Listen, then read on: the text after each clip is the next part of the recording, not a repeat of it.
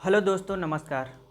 तो जैसा कि हम लोग बिहार या स्टेट की प्रश्नोत्तरी कर रहे हैं और उसमें हम लोगों ने 50 प्रश्नों को हल कर लिया था।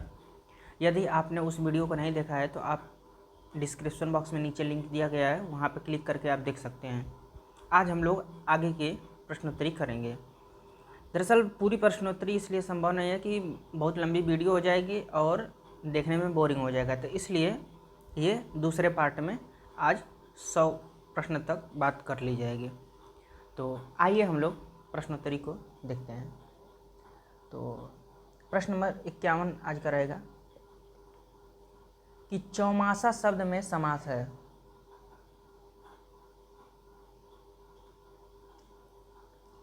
और आपके सामने देखिए ऑप्शन है अव्ययी भाव, द्वंद्व, द्विगु, बहुव्रीहि।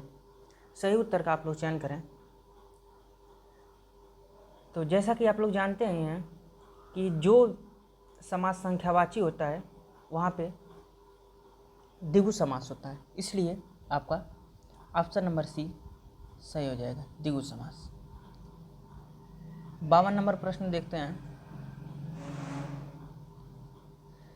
कि निम्न विकल्पों में से उस विकल्प का चयन कीजिए जो दिए गए समस्त पद के सही बहुव्रीहि समास का विकल्प है।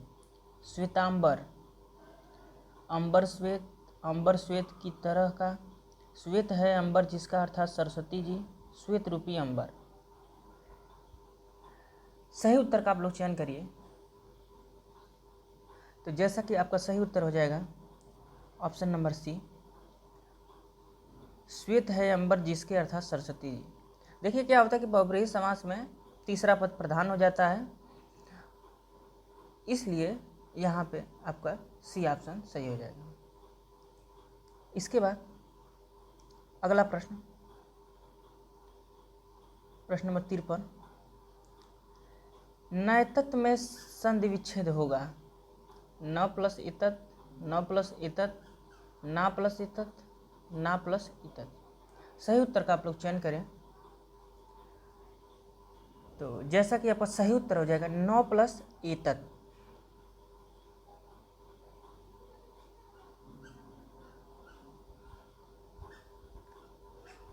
और इसमें जो संधि होगी आपकी वो वृद्धि संधि होगी, ठीक है।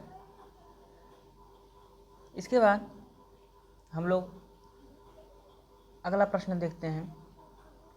यदि ए, ओ, ऐ, औ के आगे कोई भी स्वर हो तो इसके स्थान में क्रमशः अय, अव, आय, आव हो जाता है, तो यह कौन सी स्वर संधि कहलाती है?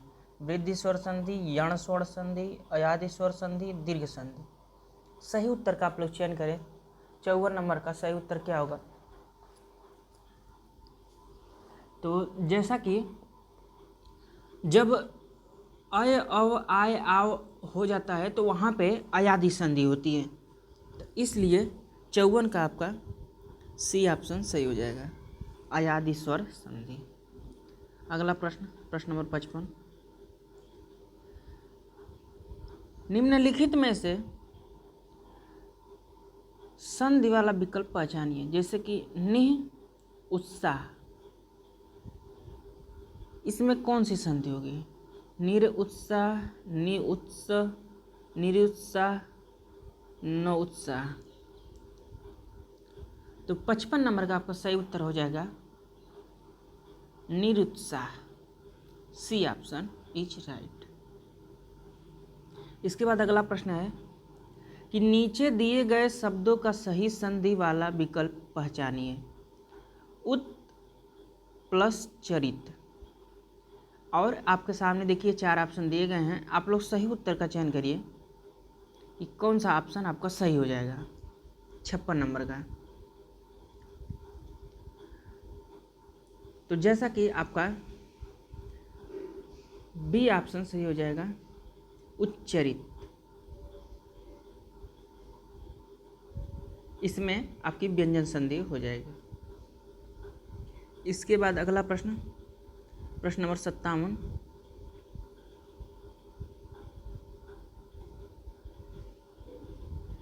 नीचे दिए गए शब्दों का सही संधि वाला विकल्प पहचानिए। धर्म प्लस अर्थ। अब बताइए आपका क्या सही होगा। आपके सामने 4 ऑप्शन दिए गए हैं, सही उत्तर का आप लोग चयन करें। यदि हमारी वीडियो आपको स्लो लग रही हो तो 2x स्पीड पर आप लोग देख लीजिए, आपको बेटर फील होगा। बताइए आप लोग।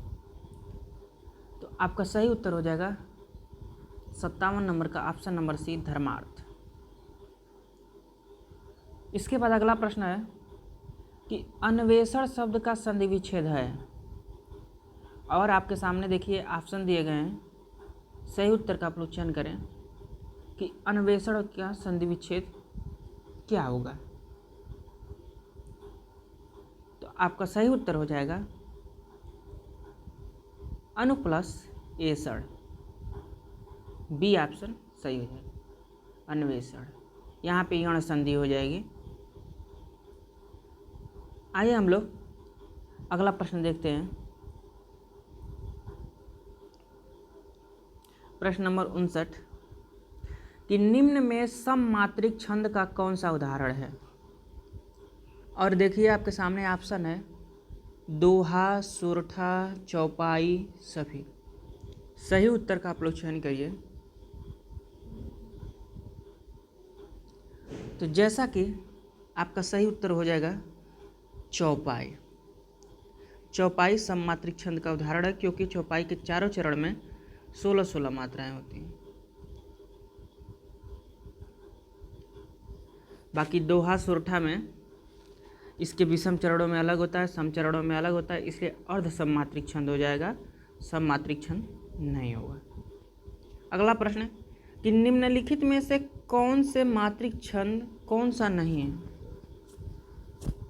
बताना है कि मात्रिक छंद कौन सा नहीं है। मंदाक्रांता, हरिगीतिका, रोला, दोहा। 60 नंबर का आप लोग सही उत्तर का चयन करें। तो जैसा कि आपका सही उत्तर हो जाएगा मंदाक्रांता, क्योंकि जो मंदाक्रांता छंद है वो वाणिज्य छंद है, जबकि हरिगीतिका, रोला, दोहा ये सब मात्रिक छंद हैं। हरिगीतिका में आपका 28 मात्राएं होती हैं, रोला में आपके 24 मात्राएं होती हैं, और दोहा में आपकी 13 और 11 करके 24 मात्राएं इसमें भी होती हैं।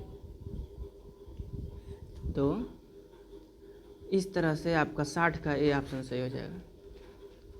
अगला प्रश्न, प्रश्न नंबर 61 दी गई पंक्तियों के छंद बताइए। सुन सिय सत्य असीस हमारी, पूजहि मन कामना तुम्हारी। इसमें कौन सा ऑप्शन सही होगा। चौपाई, दोहा, सोरठा, बरवै। 61 नंबर का आप लोग सही उत्तर का चयन करिए। तो आपका सही उत्तर हो जाएगा चौपाई। अगर आप मात्रा काउंट करेंगे तो 16-16 मात्राएं हमको मिलेंगी, इसलिए यहाँ पे चौपाई होगा। इसके बाद 62 नंबर देखते हैं।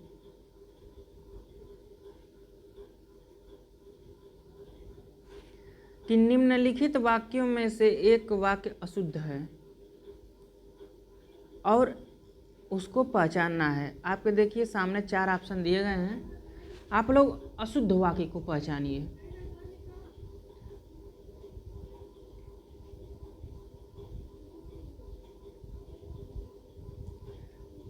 तो जैसा कि अपनी कुशल रणनीति से शिवाजी ने विपक्षियों के छक्के छुड़ा दिए, ये अशुद्ध नहीं है, ये शुद्ध वाक्य है। वन जीवन के कष्टों का भय भी सीता को राम के अनुगमन से रोक नहीं सका, ये भी शुद्ध वाक्य है। गांधी जी का चरखा चलाना स्वदेशी का प्रतीक था, ये भी सही।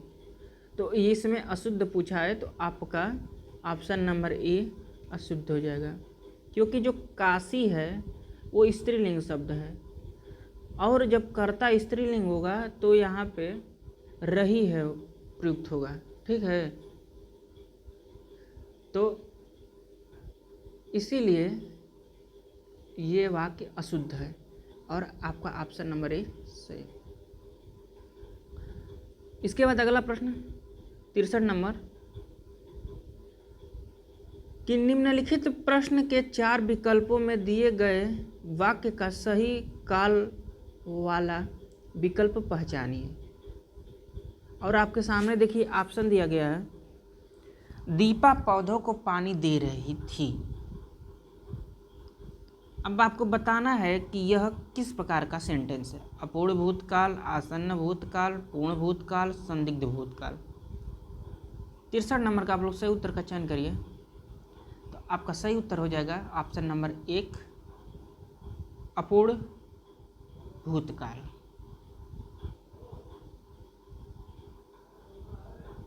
ठीक है।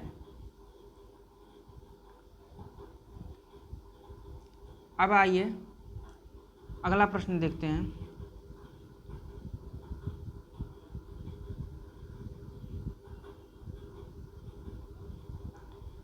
उपवाक्य पहचानिए। वह आदमी जो कल आया था आज भी आया है। संज्ञा उपवाक्य, विशेषण उपवाक्य, क्रिया विशेषण उपवाक्य, क्रिया उपवाक्य। सही उत्तर का आप लोग चयन करिए। 64 नंबर का सही उत्तर क्या होगा?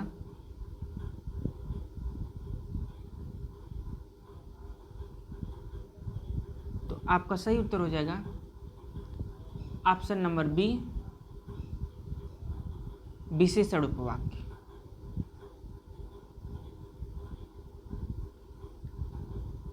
अगला प्रश्न, बच्चे खेल रहे हैं।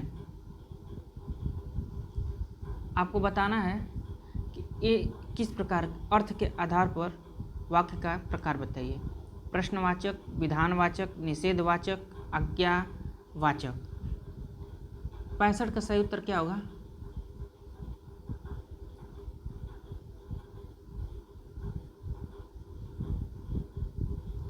तो आपका सही उत्तर हो जाएगा ऑप्शन नंबर बी, विधान वाक्य। नहीं, 65 का ना, 65 का आपका विधान वाक्य होना ही चाहिए। हाँ सही है। जिससे किसी बात के होने का बोध होता है वहाँ पे विधानवाचक वाक्य होता है। अगला प्रश्न, प्रश्न नंबर 66। निम्नलिखित वाक्य को संयुक्त वाक्य में परिवर्तित करिए। पढ़ने के अतिरिक्त वह लिखता भी है। अब आपको संयुक्त वाक्य बनाना है इसका 66 नंबर का।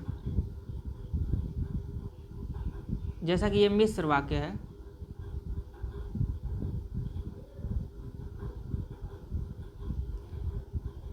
तो आपका सही उत्तर हो जाएगा 66 का ऑप्शन नंबर डी, वह केवल पढ़ता ही नहीं बल्कि लिखता भी है। ठीक है। इसके बाद अगला प्रश्न 67 नंबर कि समास योजना की दृष्टि से इनमें से एक अशुद्ध युग्म है और आपको बताना है कि कौन सा युग्म अशुद्ध है।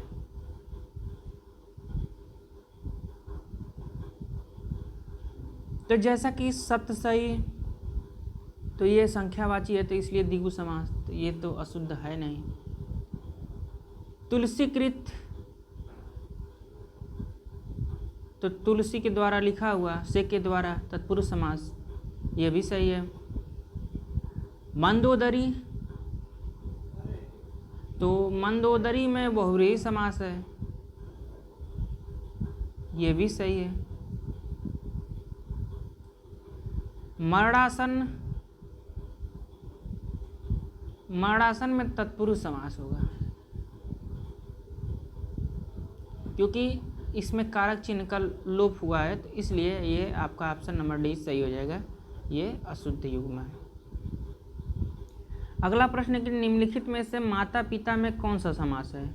तो माता और पिता ये सभी लोग आप लोग जानते हैं, मासा करते हैं, इसलिए द्वंद्व समास को क्लिक करते हुए आगे बढ़ते हैं।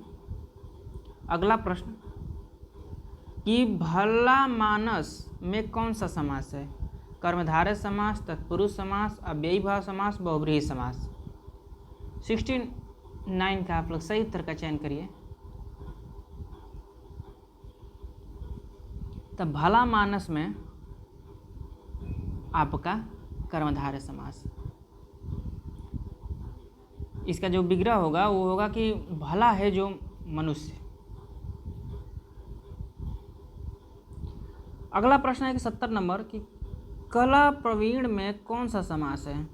बहुव्रीहि, तत्पुरुष, द्वंद्व, अव्ययीभाव। 70 नंबर का आप लोग सही उत्तर का चयन करिए कि इसमें सही उत्तर क्या होगा।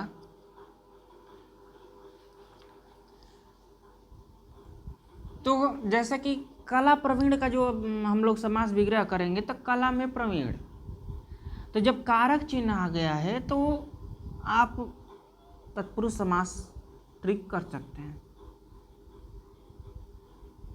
अगला प्रश्न है कि निराकार का संधि विच्छेद है। नि प्लस आकार, निर प्लस आकार, निरा प्लस आकार, निराकार, निरा का प्लस र। अब 71 नंबर का आप लोग सही उत्तर का चयन करिए। तो आपका सही उत्तर हो जाएगा ऑप्शन नंबर ए, नि प्लस आकार, निराकार। इसमें विसर्ग संधि हो जाएगी। अगला प्रश्न हम लोग देखते हैं, प्रश्न नंबर 72। द्वावपि का संधि विच्छेद होगा। द्व प्लस आवपि, दो प्लस अपि, दव प्लस अयापि, इनमें से कोई नहीं। 72 नंबर का आप लोग सही उत्तर का चयन करें तो आपका सही उत्तर हो जाएगा ऑप्शन नंबर बी, द्व प्लस अपि। द्वावपि, इसमें आपका अयादि संधि हो जाएगा। इसके बाद अगला प्रश्न है कि नीचे दिए गए विकल्पों में से स्वागत का संधि विच्छेद क्या होगा? सु प्लस आगत, स्व प्लस आगत, स्व प्लस अगत, स्वा प्लस गत। 73 का आप लोग सही उत्तर का चयन करिए। तो आपका सही उत्तर हो जाएगा सु प्लस आगत बराबर स्वागत। इसमें यण संधि हो जाएगी आपकी। इसके बाद अगला प्रश्न 74 नंबर कि वार्तालाप में कौन सी संधि विच्छेद कौन सा होगा? वार्ता प्लस आलाप, वार्ता प्लस अलाप, वार्त प्लस आलाप, वार्त प्लस अलाप। सही उत्तर का आप लोग चयन करिए। तो आपका सही उत्तर हो जाएगा वार्ता प्लस आलाप, ऑप्शन नंबर ए। यह दीर्घ संधि का उदाहरण एक तरह से हो जाएगा, स्वर संधि में दीर्घ संधि। अगला प्रश्न, प्रश्न नंबर 75। संधि विच्छेद में यदि किसी वर्ग के प्रथम वर्ण से परे कोई अनुनासिक वर्ण हो तो संधि करते समय प्रथम वर्ण के स्थान पर उसी वर्ग का कौन सा वर्ण आ जाएगा? तो ये प्रश्न उन लोगों के लिए कठिन हो जाएगा जो ट्रिक के माध्यम से संधि वंधि तैयार करते हैं। और आपके सामने देखिए 4 ऑप्शन दिया गया है, आप लोग सही उत्तर का चयन करिए कि 75 नंबर का सही उत्तर क्या होगा।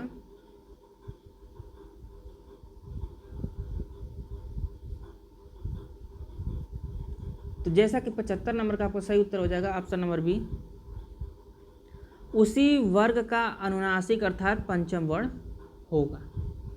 ठीक है, जैसे कि एक उदाहरण देख लीजिए। मान लीजिए कि वाक प्लस मैं है, हाँ? वाक प्लस मैं,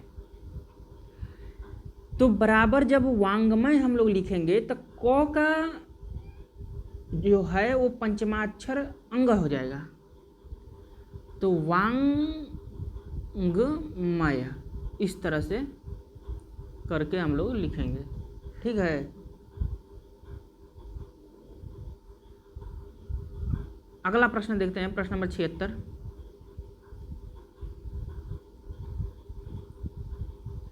जिसे अपनी जगह से अलग कर दिया गया हो के लिए एक शब्द है। विस्थापित, अवस्थापित, संस्थापित, संस्थाजित। 76 नंबर का आप सही उत्तर बताइए। तो आपका सही उत्तर हो जाएगा ऑप्शन नंबर ए, विस्थापित। अगला प्रश्न हम लोग देखते हैं 77 नंबर, कि उस लड़के को बुलाइए में लड़के के विषय में कौन सा कथन गलत है। संज्ञा बहुवचन, संज्ञा एक वचन, कर्म एक वचन, सभी। तो जैसा कि 77 नंबर का आपको सही उत्तर हो जाएगा संज्ञा बहुवचन, क्योंकि उस लड़के को बुलाइए एक वचन होगा, तो इसलिए ये गलत कथन हो जाएगा। अगला प्रश्न हम लोग देखते हैं, प्रश्न नंबर 78, कि जो अव्यय शब्द दो पदों, पदबंधों या उपवाक्यों का जोड़ने का कार्य करते हैं उन्हें कहा गया है। क्रिया विशेषण, समुच्चय बोधक, संबंध बोधक, विस्मयादि बोधक। सही उत्तर का आप लोग चयन करिए 78 का। तो आपका सही उत्तर हो जाएगा ऑप्शन नंबर बी, समुच्चय बोधक, क्योंकि जो जोड़ने का काम करते हैं परस्पर शब्दों को, वे समुच्चय बोधक अव्यय कहलाते हैं।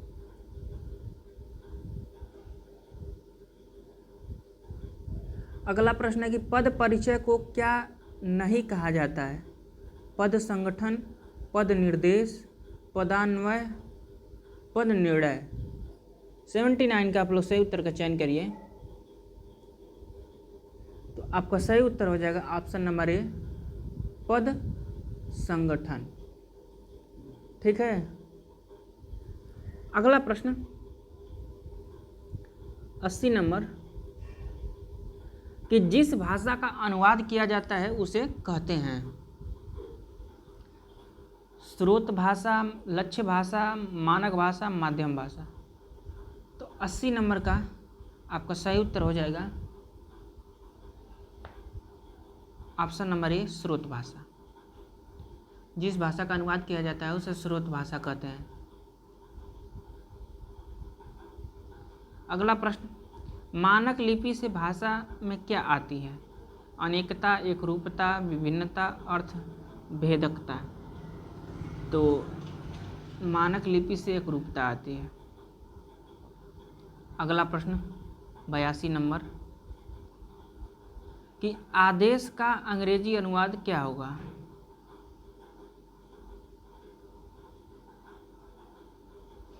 आपके सामने ऑप्शन दिए गए हैं, ऑर्डर, रिक्वेस्ट, गाइड, इस तरह से आप लोग सही उत्तर का चयन करिए।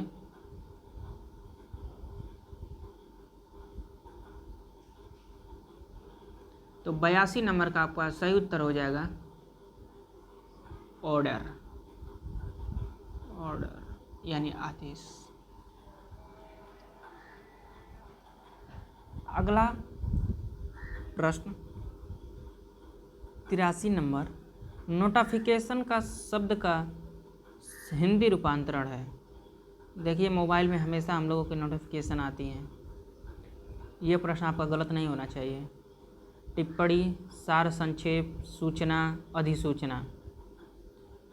तो 83 नंबर का आपका सही उत्तर हो जाएगा ऑप्शन नंबर डी, अधिसूचना। सोचिए कितना गंभीर चीज़ हम लोगों को आती है मोबाइल पर, अधिसूचना। इसके बाद अगला प्रश्न हम लोग देखते हैं 84 नंबर, कि साहित्य में रस का क्या अर्थ है। साहित्य की मिठास, किसी रस का आनंद, किसी फल का स्वाद, साहित्य से मिलने वाली आनंदानुभूति। तो 84 नंबर का आपका सही उत्तर हो जाएगा ऑप्शन नंबर डी, साहित्य से मिलने वाली आनंदानुभूति। अगला प्रश्न 85 नंबर, आप लोग बताइए कि दादाजी के द्वारा अनिल को डांटा गया, तोते से उड़ा नहीं गया, अशोक ने आइसक्रीम खाई, चोर पकड़ा गया। भाववाच्य आपको बताना है।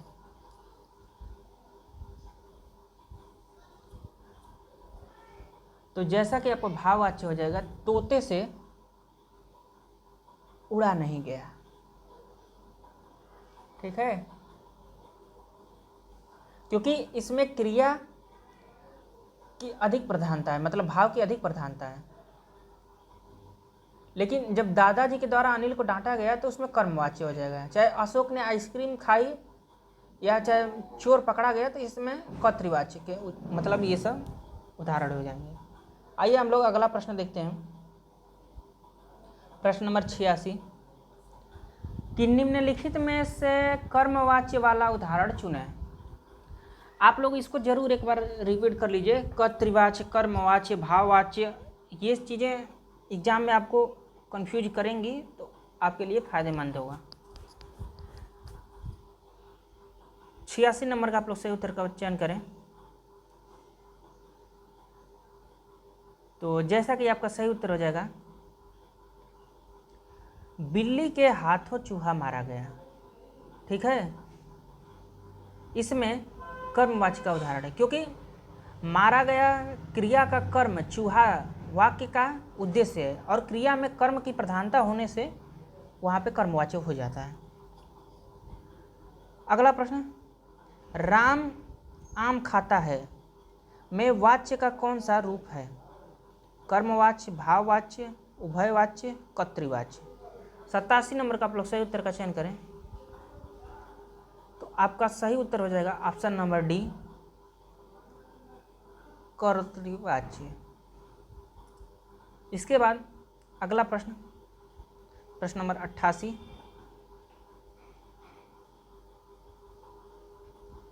जहां बिना कारण के ही कार्य की संभावना व्यक्त की गई हो, वहां कौन सा अलंकार होता है?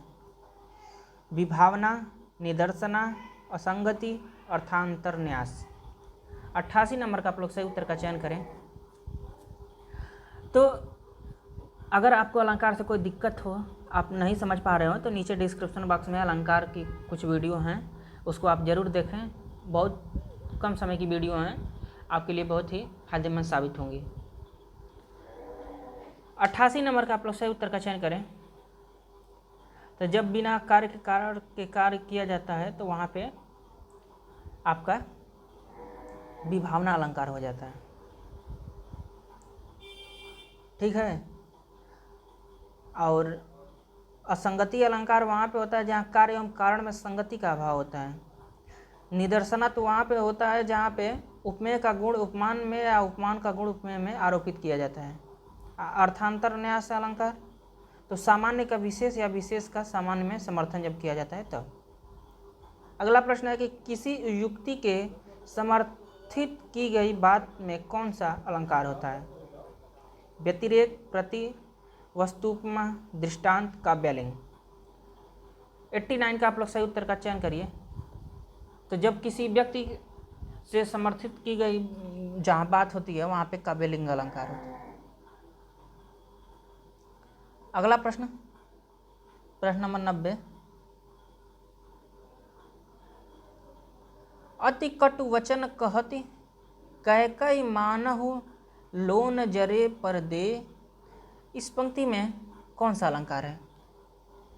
तो आपके सामने ऑप्शन है श्लेष, विभावना, यमक, उत्प्रेक्षा। तो हम सभी लोग जानते हैं कि मनि मानो, मानव, जनु जानो, जानो, जो इन सब चीज़ों में आपका उत्प्रेक्षा अलंकार होता ही होता है। तो इसलिए 90 का आपका ऑप्शन नंबर डी सही हो जाएगा, उत्प्रेक्षा अलंकार। ठीक है, अब 91 नंबर, ले चला साथ मैं तुझे कनक ज्यों भिक्षुक लेकर स्वर्ण झनक में अलंकार बताइए।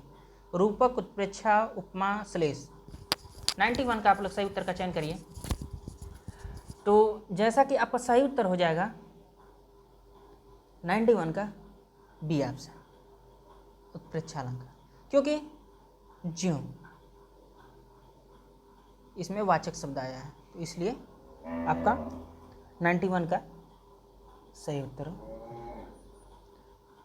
इसके बाद 92 नंबर,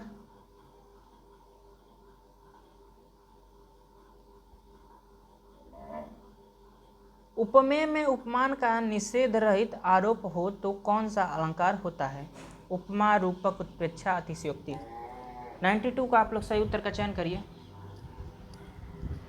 तो देखिए, जब निषेध रहित आरोप होता है ना, तो वहां पे आपका रूपक अलंकार होता है। जैसे मान लीजिए मुख चंद्र है, अर्थात यहाँ पर मुख को चंद्र स्वीकार किया गया है, इसलिए रूपक अलंकार। अगला प्रश्न कि ये तेरा शिशु जग है उदास में अलंकार है? यमक, रूमक, रूपक, उपमा, अति, अन्योक्ति। 93 का आप लोग सही उत्तर का चयन करिए। तो जैसा कि आपका सही उत्तर हो जाएगा रूपक अलंकार।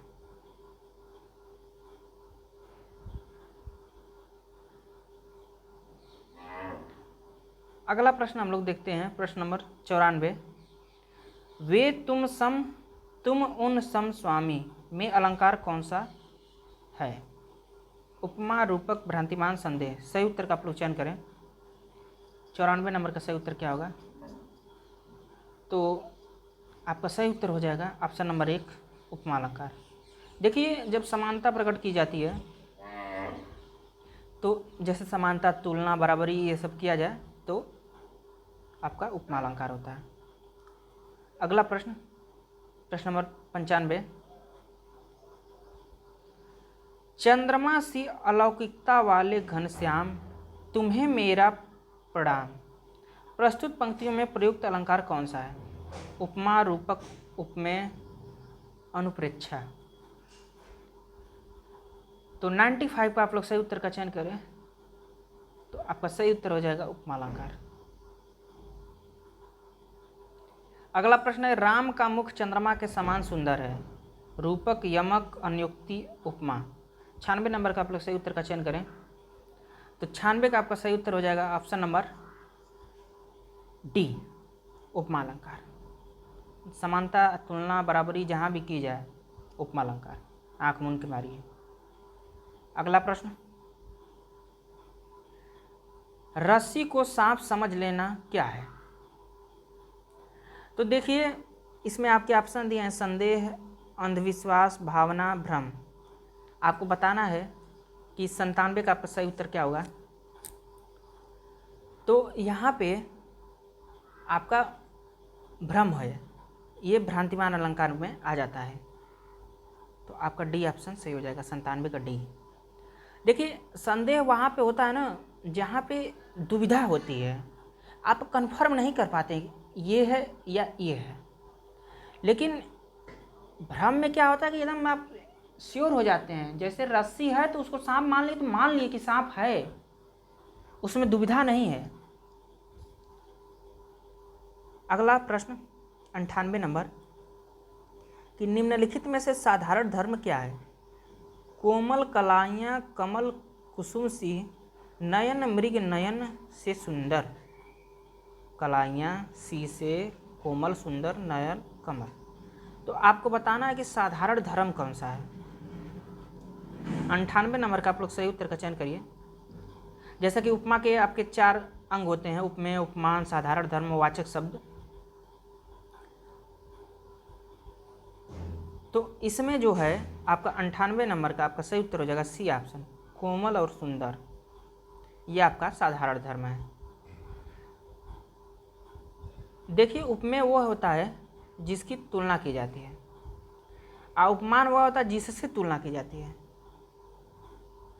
तो उपमान एक तरह से हम लोग मानते हैं कि प्राकृतिक जो चीज़ें हैं वो उपमान है, और जो उपमेय हैं वो मनुष्य आदि हैं जिनसे हम लोग उसकी तुलना कर रहे हैं। तो इस पर अगर आप अच्छी पकड़ लेना चाहते हैं तो आप हमारे नीचे डिस्क्रिप्शन बॉक्स में अलंकार वाले सेशन में जा करके आप लोग हमारे अलंकार वाले पोर्शन को देख सकते हैं। उसमें बहुत विधिवत तरीके से बताए हैं कि किस तरह से आप इन भेदों को, इन चारों अंगों को पहचान करेंगे। इसके बाद अगला प्रश्न देखेंगे, प्रश्न नंबर 99। पीपर पात सरिस मंडोला में पीपर पात क्या है? उपमान, उपमेय, वाचक शब्द, साधारण धर्म। 99 नंबर का आप सही उत्तर का चयन करें तो आपका सही उत्तर हो जाएगा उपमान। पीपर पात ये प्राकृतिक चीज है, इसलिए उपमान हो जाएगा। अगला प्रश्न है कि किसी विस्तृत विवरण अथवा सविस्तार व्याख्या के अप्रासंगिक अनावश्यक बातों को त्याग कर प्रभावपूर्ण संक्षिप्त संकलन कहलाता है? संक्षेपण, पल्लवन, सार लेखन, संवाद। ये आज का अंतिम प्रश्न है, आप लोग सही उत्तर देने का प्रयास करें। तो जैसा कि आपका सही उत्तर हो जाएगा ऑप्शन नंबर ए, संक्षेपण। तो दोस्तों, यहाँ तक देखने के लिए आप लोगों का बहुत बहुत धन्यवाद। हम लोग फिर मिलेंगे नए वीडियो में नए टॉपिक के साथ। नमस्कार। यदि आपको ये वीडियो अच्छी लगी हो तो please like, share and subscribe.